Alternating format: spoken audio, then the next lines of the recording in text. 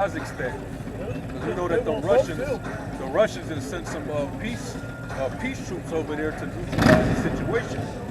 So if your mercenaries that you trained up over there that's causing all that ruckus, if they start shooting at and killing Russian peace troops, hey, it's on.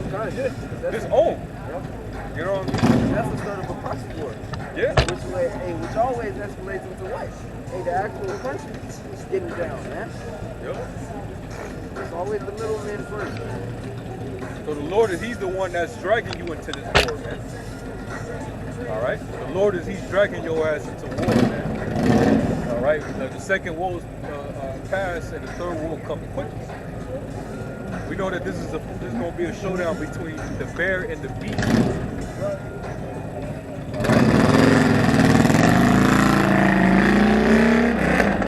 When it comes down to it, you're going to put yourself under Russian targets, man. When they feel threatened, when you come over there and you try to take land that's right beside them, that's neighboring to them, you think that you're about to set up some type of posture, and you're going to move missile systems over there and all this other shit, Russia, they're going to be prone to get active, man. And we know the beast is going to kick the whore off and start trying to take the whore out. Yeah. And whoever sides with the whore, you know, Yeah. that they're going to join with Give me Joel 3. Because this is pretty much how your kingdom is going to go out, man. This is the end of your world. The end of your world, it consists of bloodshed.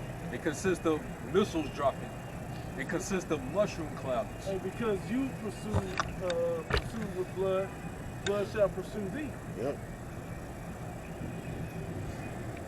Joel 3 at the top says, "For behold, in those days and in that time, when I shall bring again the captivity of Judah and Jerusalem, I will also gather all nations and will bring them down into the valley of Jehoshaphat, and will plead with them there for my people and for my heritage Israel, whom they have scattered among the nations and parted my land. Yep, it is still parted to this very day. And they have cast lots for my people, and have given a boy for an harlot, and sold a girl for wine that they might drink. Yea, and what have ye to do with me, O Tyre and Zidon, and all the coast of Palestine?" Arabs. Fighting over our land. Why don't y'all just leave, man? That ain't your shit. You know it ain't your shit. It's all right. The Lord's setting their ass up. While they're over there fighting for what's not theirs, the Lord is already setting it up, man. The Lord's setting the stage. He's getting the stage ready. Go ahead. "Will ye render me a recompense? And if ye recompense me swiftly and speedily, like if ye recompense me swiftly and speedily, will I return your recompense upon your own head? Because ye have taken my silver and my gold, and have carried into my temples, and carried into your temples my goodly, pleasant things. The children also of Judah and from our heritage down to our little gold, silver, and precious things. Hey, we don't have an ark. Indiana Jones got it. We don't have a Holy Grail. He got that too. You know, I'm making jokes about the movie, but that just shows you that he got all our shit, man, stashed away in his possession. You think it's still in Babylon now? As each Vatican. Yeah. No, I'm saying ancient Babylon, when they took all of our things out of the gold and silver and whatnot out of the temple, every time they took it down, they were taking it. They were passing it around. That's the possessions. They did it in Rome too. Yeah, 70 AD. That was the possessions that they were that they're fighting over, really, to get that rulership in the earth with those possessions. But this gentleman went and took our whole heritage now. So all this got to be set back on the way it's supposed to be. because ye have taken my silver, and this is that event. You got it. My silver and my gold, and have carried into your temples my goodly pleasant things. The children also of Judah and the children of Jerusalem have ye sold into the Grecians, that ye might remove them far from their border. Behold, I will raise them out of the place whither ye have sold them, and will return your recompense upon your own head, and also your sons and your daughters into the hand of the children of Judah, and they shall sell them to the Sabians, to a people far off, for the Lord Yahweh has spoken it. Didn't it say in That's Isaiah recompense. 14? I can't think of the quote. Oh, how's it go? Isaiah 14? At the top. About how he's going to choose Jacob. Yeah. Yeah, choose Israel. And Yeah. yet choose Israel. Keep And going. set them in their land. They will. The people shall Handmaids and servants. Yeah. That was the point. possess them for servants and handmaids. Yeah. Go ahead. Verse 9. Proclaim ye this among the Gentiles, prepare war, wake up. Prepare war. Prepare for war, man. Get ready for your final showdown. All right. You already had your World War I. You already had your World War II. You had your Cold War. You had your Vietnam War. Gulf War. You had your Gulf War. Korean War. You had Desert Storm. You had all these different wars, man. The Iraq War, Afghan War, The war on the terror. War on Terror. All right. All these wars. How y'all the people in all these goddamn wars, man? Con. This is the last one, and that's it for you. You're gonna try to you're gonna eliminate each other, all right? Which really the Lord is gonna be the one to help you do that. He's gonna flame you, man, all at once. That's what He set the stage up for. While you think that you about to get next in the ruler seat, you think you're gonna have your fair share at the Great Reset. You gonna sit at the head of that table? Yeah. You have a piece of the pie with the Rothschilds, and nah, them motherfuckers, they gonna be hiding underground. We're gonna go and snatch their asses up out of there. Go ahead. Proclaim thee this among the Gentiles, prepare war, wake up the mighty men, let all the men of war draw near, let them come up. Beat your plowshares into swords and your pruning hooks into spears. Hey man, get your artillery ready. Get your missile defense systems up to par. You know what I'm saying? Your hypersonic missiles, your ICBMs. You know, make sure you test firing them, make sure that they're successful. Because it's going to be useful. You're going to put them to use. You're going to use them. Go ahead. Let the weak say I am strong. Assemble yourselves and come. All Hey, you North Koreans, even though y'all little, y'all got the missile now, so go ahead and flex. You know, I got you got the might now. You got the military might. All right. All them little countries that's banding together under the protection of Russia. Let the weak now say that I am strong. See? And all these other countries that's sick and tired of the West, you know, this devil not being able to be a keeper at home. Because that's what he's doing over there in with Ukraine. That's what he's doing over there with Kazakhstan. You in every place is where you don't belong. You know? And that's why you're becoming small among the heathen and greatly despised. That's why the Lord is, you know, He's setting up that battle for you. Even your own allies is getting sick of you, man. Go ahead.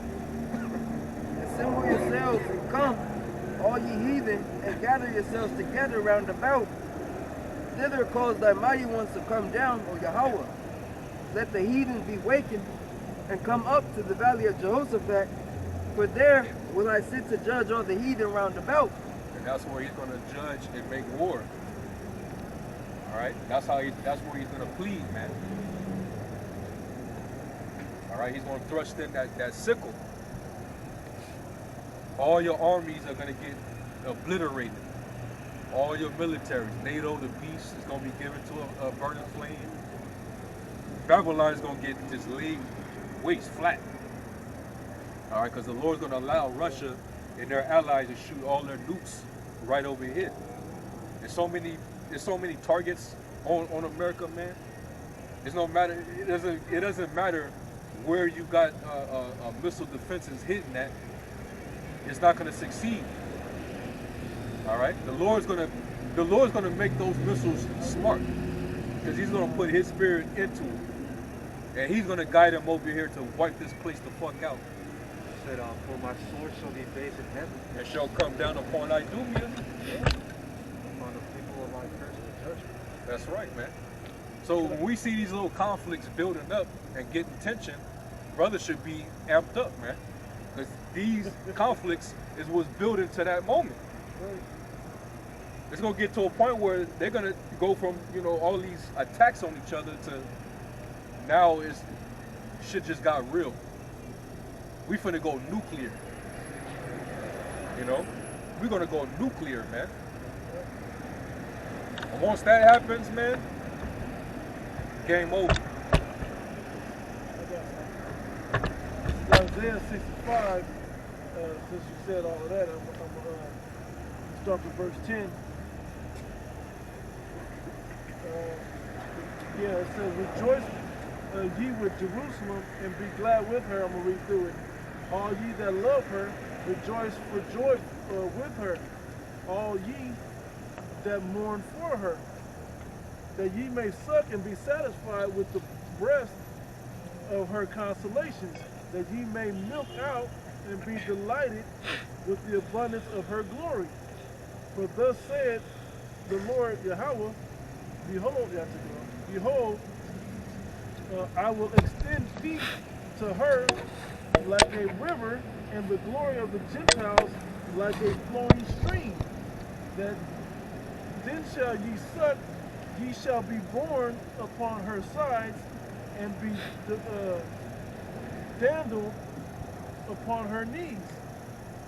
Yeah. It says, "As one whom his mother comforted, so will I comfort you, and ye shall be comforted in Jerusalem." And it's funny because this goes right next to the two things you're talking about, the comfort that we should be rejoicing with when we see these things, these terrible things come to pass. Right? It says, "And when ye see this, your heart shall rejoice, and your bones shall flourish like an herb, and the hand of the Lord shall be known towards his servants, and his indignation towards his enemies." Beautiful. There's a little more. "For behold, the Lord Yahweh will come with fire and with his chariots, like a whirlwind, to render his anger with fury, and his rebuke with flames of fire. For by fire and by his sword will the Lord Yahweh plead with all flesh. And the slain of the Lord shall be many. They that sanctify themselves and purify themselves in the garden." That says the slain of the Lord shall be many. That meaning what? It's gonna be death worldwide. Massive death.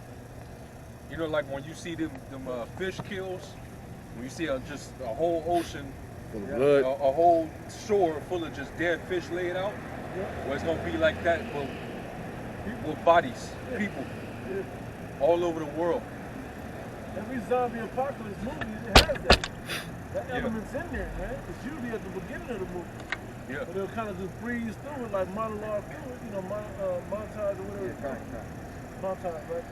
They kind of just montage, they show you at the hospital, they got all these bodies covered up, and the morgue is overflown, and a couple of zombies wandering, the movie kind of gets going like that. But all them other people be dead, man. It says in 2 Ezra 13th chapter that all he could see was, all he could perceive. You got it. Go on and get it, man. Yep, there's 2 Ezra 13 and 11. "And they were all mixed together, the blast of fire, the flaming breath, and the great tempest, and fell with violence upon the multitude, which was prepared to fight, and burned them up, every one, so that upon a sudden of an innumerable multitude, nothing was to be perceived, but only dust and the smell of smoke. When I saw this, I was afraid." That's when he pled with all flesh, and all the people were hit with those, what they call it in here? They got hit with those beams, man. It says, render his anger with fury, and the rebuke with flames of fire. So they got corrected and rebuked with destruction, man. When he pled with all the flesh.